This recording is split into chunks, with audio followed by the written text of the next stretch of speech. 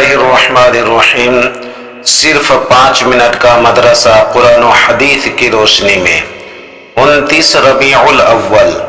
Number 1، اسلامی تاریخ، حضور صلی اللہ علیہ وسلم کی مبارک زندگی۔ رسول اللہ صلی اللہ علیہ وسلم کی تربیت و پرورش شروع ہی سے اللہ تعالیٰ نے اپنی خاص رحمت سے مخصوص طریقے پر فرمائی تھی۔ بچپن سے ہی انتہائی پاک و شفاف زندگی گزاری۔ جس ماحول میں آپ صلی اللہ علیہ وسلم پیدا ہوئے تھے اس میں کفر و شرک اور بت پرستی عام تھی۔ ہر طرف طرح طرح کی برائیاں اور اخلاقی گندگیاں پھیلی ہوئی تھیں، مگر اس ماحول سے دور رہ کر آپ صلی اللہ علیہ وسلم زندگی گزارتے۔ بت پرستی سے آپ صلی اللہ علیہ وسلم کو طبعاً نفرت تھی۔ قوم میں آپ صلی اللہ علیہ وسلم سب سے زیادہ شرم و حیا والے اور سچی گفتگو کرنے والے تھے۔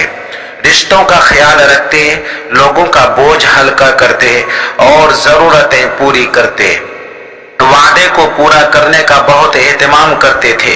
حضرت عبداللہ بن ابی الحمصہ رضی اللہ تعالی عنہ بیان کرتے ہیں کہ نبوت سے پہلے آپ صلی اللہ علیہ وسلم سے ایک معاملے پر میں نے یہ وعدہ کیا کہ پھر آؤں گا، لیکن میں بھول گیا، اور تیسرے دن ادھر آیا تو دیکھا کہ آپ صلی اللہ علیہ وسلم اب تک وہیں انتظار کر رہے ہیں۔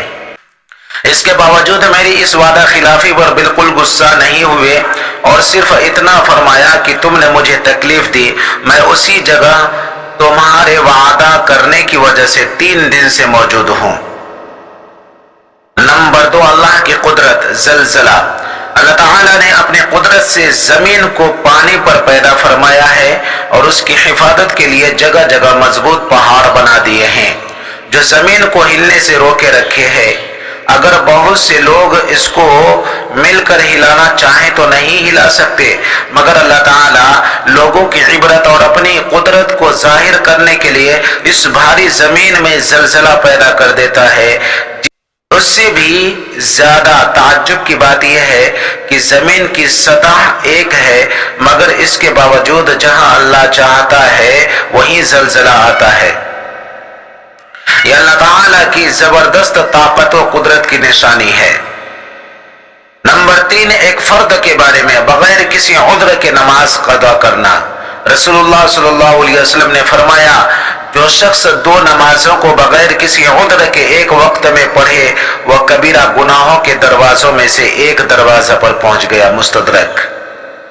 نمبر 4، ایک سنت کے بارے میں 4 چیزیں انبیاء کی سنت ہیں۔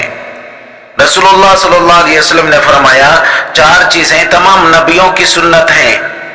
نمبر 1، نکاح کرنا، نمبر 2، مسواک کرنا، نمبر 3، حیا کرنا، اور نمبر 4، خوشبو کا استعمال کرنا، ترمذی شریف۔ نمبر 5، ایک اہم عمل کی فضیلت، خوش اخلاقی سے پیش آنا۔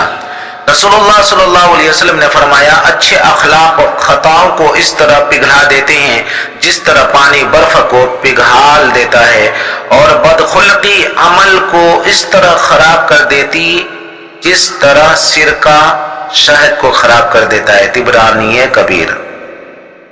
نمبر 6، گناہ کے بارے میں مال بڑھانے کے لیے سوال کرنا۔ رسول اللہ صلی اللہ علیہ وسلم نے فرمایا، جو شخص لوگوں سے اس لیے سوال کرتا ہے کہ اپنے مال میں زیادتی کرے وہ جہنم کے انگارے مانگ رہا ہے، جس کا دل چاہے تھوڑے مانگ لے یا زیادہ مانگ لے، مسلم شریف۔ نمبر 7، دنیا کے بارے میں دنیا کا کتنا حصہ فائدہ مند ہے۔ رسول اللہ صلی اللہ علیہ وسلم نے فرمایا، اے ابو ذر، دنیا میں سے جو حصہ آخرت کے لیے ہوگا وہ تجھے نقصان نہیں دے گا، نقصان وہ دے گا جو دنیا ہی کے لیے ہو، کنز العمال۔ نمبر 8، آخرت کے بارے میں قیامت کے روز کوئی کسی کے کام نہیں آئے گا۔ قرآن میں اللہ تعالیٰ فرماتا ہے، قیامت کے دن کوئی بوجھ اٹھانے والا کسی دوسرے کے گناہوں کا بوجھ نہیں اٹھائے گا۔ اگر کوئی بوجھ سے لدا ہوا گنہگار کسی کو اپنا بوجھ اٹھانے کے لیے بلائے گا تب بھی اس کے بوجھ میں سے کچھ نہ اٹھایا جائے گا، چاہے وہ اس کا رشتہ دار ہی کیوں نہ ہو، سورہ فاتر۔ نمبر सुन्नत तिब्बी नबवी से इलाज तरबूज के फवाइद। रसूलुल्लाह सल्लल्लाहु अलैहि वसल्लम तरबूज को तर खजूर के साथ खाते और फरमाते कि हम इस खजूर की गर्मी को तरबूज की ठंडक के दरिया और तरबूज की ठंडक को खजूर की गर्मी के दरिया खत्म करते हैं। अबू दाऊद।